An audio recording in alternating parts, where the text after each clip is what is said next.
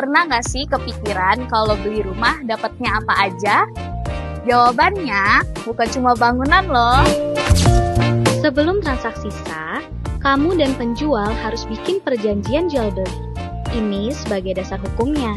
Isinya lengkap, ada harga, hak dan kewajiban, sampai detail rumahnya.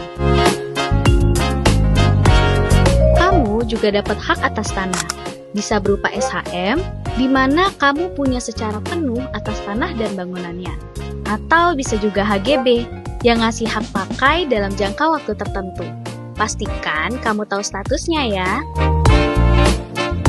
Terus, kamu dapat akses ke lingkungan sekitar.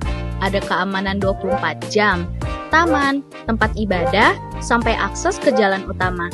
Nyaman banget kan? Nah, ini yang terpenting, sertifikat, IMB atau PBG, dan akta jual beli dari notaris. Semua ini penting dan wajib dicek supaya kepemilikan rumah kamu sah dan aman secara hukum.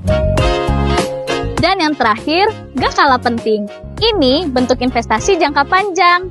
Nilai rumah yang setiap tahunnya naik, apalagi di lokasi yang strategis. Jadi, beli rumah bukan cuma soal tempat tinggal, tapi soal legalitas, kenyamanan, dan masa depan kamu. Setuju? Yuk tulis pendapatmu di kolom komentar.